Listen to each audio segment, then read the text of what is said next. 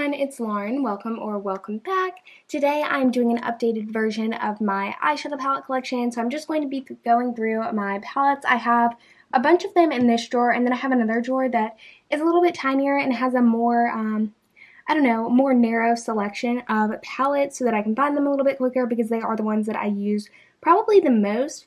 So I'm going to be going through both of those drawers. I'm going to start with this one, kind of my larger palettes, and we'll work our way to the other one. I hope you guys enjoy it. Let's go ahead and get into it. So I have quite a few palettes from Too Faced to talk about in their like chocolate bar line. So I'm going to start off with the original one. It's just this one right here. Here's what the outer packaging looks like. I got these a little while ago, obviously, but they all still work pretty well, and I'm able to still get good use out of them, and I do use them quite often. So I do keep them around, but this one right here is the original chocolate bar. Here's what the inside of the palette looks like. You can tell it's a pretty loved palette. I love bringing it with me. It's one of my go-tos. You can kind of tell which shades I love the most, though. I have to say I do have favorites in this palette. But before we get on with the rest of the video, I do want to say that all the products that I mentioned today that are available still, I'll have linked below in the description box. If you want to check out any of these products, please know that any link that has an asterisk beside of it is an affiliate link, which just means if you decide purchasing a product through that link is what you want to do, I can make a commission off of your purchase. It'll be no extra cost to you, but I wanted to go ahead and make that clear before we get on with the rest of the products. So now, moving on to the Too Faced Semi-Sweet Chocolate Bar Palette, here is what it looks like. I'm not sure if this one is still available anymore, but this is the one that I probably used the least out of the four that I have. This is one that, if I could like declutter one of these palettes, this would definitely be it, but I'm not quite ready to do that yet. Now, this one I loved, and it was kind of an unexpected love. I kind of think that I just got this one to kind of like round out my collection, but this is the Too Faced Chocolate Bonbons palette. Here's what it looks like. This one has a lot of shades that I feel like I don't have in a ton of other palettes from them. This one, I don't know, I just find it to be very easy to use, and I love using it on people who have brown eyes. For some reason, there are so many shades in here that just work for that eye color. So this one right here is the last that I have in my little collection. It's the Too Faced White Chocolate Bar Palette. That's what the outer packaging looks like. Here's what the inside looks like. This one is definitely more of like a more muted palette. I don't think it's a very versatile palette when it comes to like being friendly for a bunch of different complexions, just because the shades do come off very, very light on the skin, so I don't really like that. But as far as it goes for me, because I am so pale, it does work decently, but I don't think that, you know, a lot of people get use of it, so I'm pretty sure this one was like limited edition for like a period of time, so I don't think it's still available, and honestly, I'm kind of glad because I just don't think it's a versatile one. Now, moving on, I actually have two of the Urban Decay Naked palettes, but my mom's been really into, like the rose gold type palette, so I gave her my Naked 3, but this one right here is the Naked 2 from Urban Decay, and here is what the inside looks like. This is definitely more of, it's not super cool tone, but it's definitely more of a cool tone palette. It is actually one of the first eyeshadow palettes I ever got, and I really love it. There was a time that I didn't use it very much, but now I have gotten back into using it again. So this is one, and I honestly like the formula too. It's not my all-time favorite, but the colors in here are really, I don't know, I just find it to be pretty cohesive. This is another one I've had for a while. It's the Nude Dude from The Balm. This is the volume 2 from that line.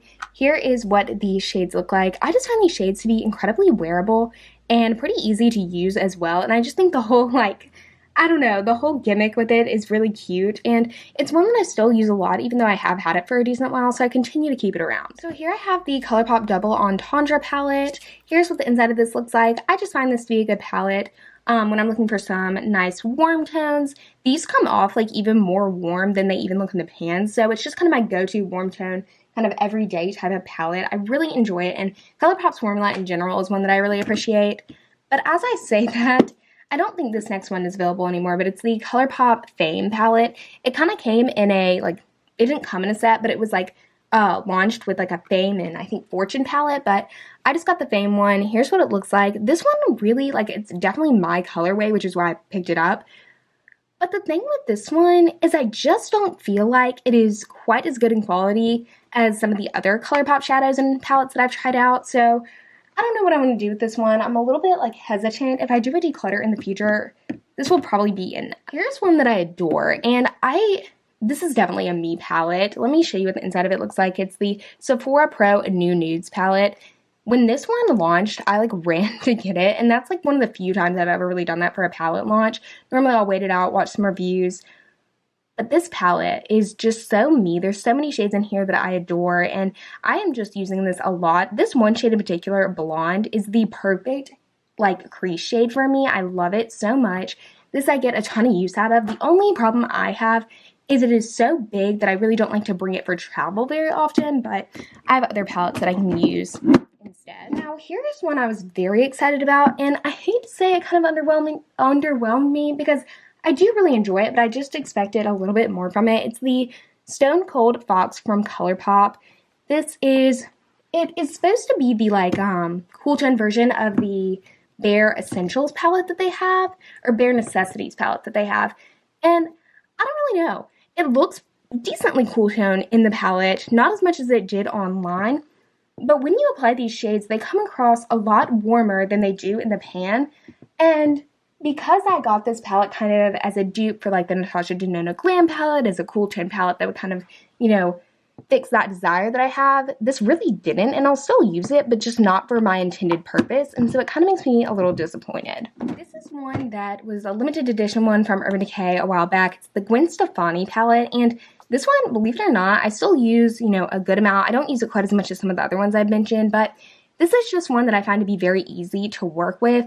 I don't really use those 4 shades right there, and even if you were into color, I wouldn't really recommend it just because they're not the brightest. I do use the black, but I guess those 3 shades, they're not the brightest. They're really just kind of like, it's a neutral palette with like 1 or 2 pops of color, but they're not even that intense. So it's a perfect palette for me because I don't wear a ton of color. But for someone who does, I think would be a little underwhelmed. Moving on to the Jaclyn Hill palette. Here's what it looks like. Mine is definitely dirty. This is the one from Morphe. I believe this was part of the like first round that came out. Here's what it looks like. I don't get a ton of use out of it. There was a time that I was using a lot, and I do love to use it on like brands or if I'm going like on a trip or whatever, and I know I'm gonna, you know, be doing people's makeup. This is totally what I use because it's just so many different shades. They look really nice on a lot of different eye colors and skin tones, but I don't know. I just, you know, I really like it, but I just don't think it was like a #1 palette for me. And of course now there's this whole thing that like if you buy it now, it's not going to be this formula that initially launched, so that's something to note. Now, moving on to one from Smashbox. I don't even know if I'd use this one. I really need to just give it away because I've had it in my collection for a while and just never touch it. It's the Double Exposure palette. Here's what it looks like. Like, I may have used it once or twice, but I don't know. The shades aren't too pigmented. They're ones I have in other formulas from other brands. I don't love it. So this one I got with the, well, okay, it's the ColourPop, I think She's the Rainbow or She's a Rainbow palette. Here's what it looks like, and I use it from time to time, but again, I'm not a color person, but I did get this knowing that it was like a very bright, like, you know, colorful palette, and it does like kind of fix that need that I have whenever I'm like, I want a pop of color or I want a colorful eye look. This is what I use, and I like having it for that purpose, but other than that, you know, it's just kind of something that I like to have in my collection for the few times that I wear color. Moving on to the Soft and Sultry palette from Milani. This was a recommendation from a few different YouTubers, like Jessica Braun, Allie Glines, a few others as well, but here's what it looks like. It's kind of a cool tone, it is definitely a cool tone palette, and it's one from the drugstore as well, which you definitely don't find very often, so I picked it up. I use it pretty often, but I do find the shades to be just interesting. They're all either like really pigmented or not the most pigmented, so you really have to be careful when using them, but I really do like it. Here's a newer one. I'm just starting to kind of play around with this one. I don't know when this video is going to go live, so that could be a total lie by the time you're seeing this, but here's what it looks like. It's the Wet n Wild Color Icon palette in the shade, is this Walking on Eggshells or... yeah, Walking on Eggshells. It's kind of the more like revamped version that they came out with. They have this in like other like different, you know, packaging and stuff, but I so far have enjoyed this. I like the formula. Another palette from Wet n Wild that is a little bit newer to me, another kind of like newer one I guess, is the Wet n Wild Color Icon Tin Pan palette. This is the, I think, Nude Awakening palette. Here is the inside, if I can get it open. This is one I've definitely played around with a little bit more than I have that other one. I find that there's just a few more shades that I like in here. And I do, you know, the thing is the mattes are very blendable. The shimmers, you know, you do have to build them up quite a bit. So it's definitely a buildable palette, which I do appreciate. But, you know, there are some flaws. I may or may not have already posted a review on this. I may or may not be posting it in the future. I don't really know what's going to happen. I initially bought it to review, but I don't know. I don't know. Here is one. I really bought this just because at one point I wanted to try out the Maybelline, like, newer version of their formula when I did a Maybelline, like, Best and Worst a while back, and I did like this one. It's the Lemonade Craze palette. There are quite a few shades that I still use a lot in here. I find these shimmers to be, sorry, I cannot open any of these palettes today. But what I'm saying is I find the shimmers in here to be really nice. I like the way that they build up on the lids. There is a little bit of fallout with the shimmers as well as the mattes, but honestly, I think it's pretty good. I bet like their formula has probably even gotten better since this initially launched because this was a little while ago. So I kind of like, it makes me want to try more from the Maybelline formula and their shadows. Here is the CoverGirl True Naked Roses palette. I got this because I want to do a CoverGirl video in the future, so I wanted to try out one of their older eyeshadow formulas. I have another one that I'm going to talk about in a second that's a little bit newer and I really like. This one is kind of like a dupe for the, like in shades, for the Naked 3 palette. And this one, I, to be completely honest, have not tried out too terribly much. I will say, shades and pigmentation, little lacking. There's one that's another dupe. Let me grab it. Yeah, that was way down there, but this is the e.l.f. Rose Gold Nude palette. Here's what it looks like. In this one, I feel like the shades perform pretty decently, and, you know, it's another kind of like, this is almost like a spot-on kind of dupe for the colorway of the Naked 3, and I really have liked this one. It's not like my all-time favorite Rose Gold palette. I don't like it necessarily better than the Naked 3, but it is a pretty good one. So here's a little quad I made myself with, like, shadows from Urban Decay. I don't know the names of all of them. I know that's Scratch, Toasted, Midnight Rodeo, I believe, and I have no idea what this purple shade is. I could pop it out, but to be honest, I mean, these shades are really nice. I like the singles. I know have they been reformulated? I know they're in new packaging now from Urban Decay. I kind of want to try out one of their single shadows again because, you know, these are a little bit older and I'm not sure if they still perform the same way that the new ones do. Here is a little, I actually have two different MAC palettes. This one, I mean, this was kind of an impulsive one. I got just a bunch of their single shadows. No clue what the names are in here, but to be completely honest, the performance on them, very lackluster, so I mean, I don't even want to take the time to like share the names of them with you, but I do have another quad of single shadows from MAC that I'll show you in a second that I really do like. Next, let's talk about the BH Cosmetics Essential Eyes palette. This was kind of one of the first, not the first, but it was like in the style of the first like BH Cosmetics palettes. They've come a long way quite like since then. This is one I really need to declutter. Like in my next declutter, it is definitely, oh my gosh, I cannot get it open. There's a trend today.